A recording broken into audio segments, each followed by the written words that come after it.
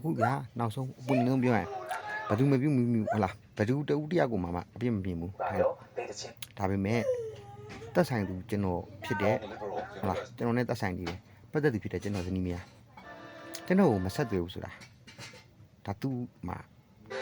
ပန်ကန်တဲ့လမ်းကြောင်းမှာ तू မရှိနေလို့လေဟုတ်လားကျွန်တော်ဒီယခုချိန်ဒီမှာကျွန်တော်မိအိမ်မှာကျွန်တော်တယောက်သေးပဲကျွန်တော်လူကြီးတော့အခန်းလေးမှာပဲကျွန်တော်ပြန်နေရဲဒါကျွန်တော်ယူသားမှုပွင့်လင်းစွာဘေးမိန်းကလေးတူတယောက်နဲ့မှလည်းစကားပြောခြင်းမရှိဘူးပြောမယ်ဆိုဗျာဘတုနဲ့မှတောင်းတဲ့စကားမပြောလို့ကျွန်တော်အခု line ပေါ်တင်မှသာကျွန်တော်အတန်ထွက်ခြင်းဖြစ်တယ်ကျွန်တော်ဒီယူသားပွင့်လင်းစွာသူ့တစ္ဆာရှိဂတိတီနဲ့ကျွန်တော်ဆက်သွယ်နေတယ်ဟာလားထားလိုက်ပြီးခဲ့တဲ့အတိတ်ကအကြောင်းလေးပြီးစီတော့အခုတူတာတကယ်ယူသားတယ်မှန်ကန်တယ်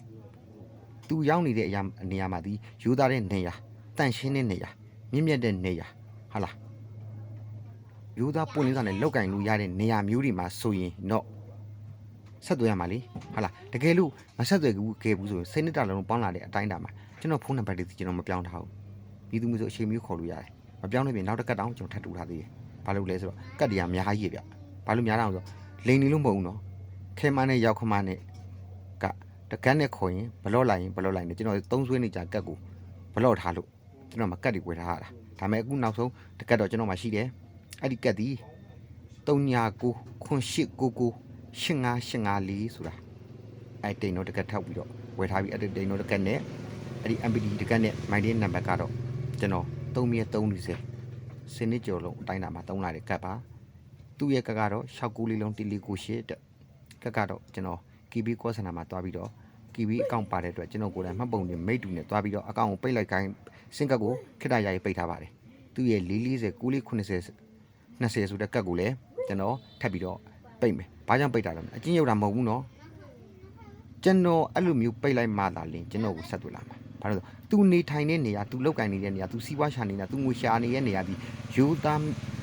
တဲ့နေရာတူငါ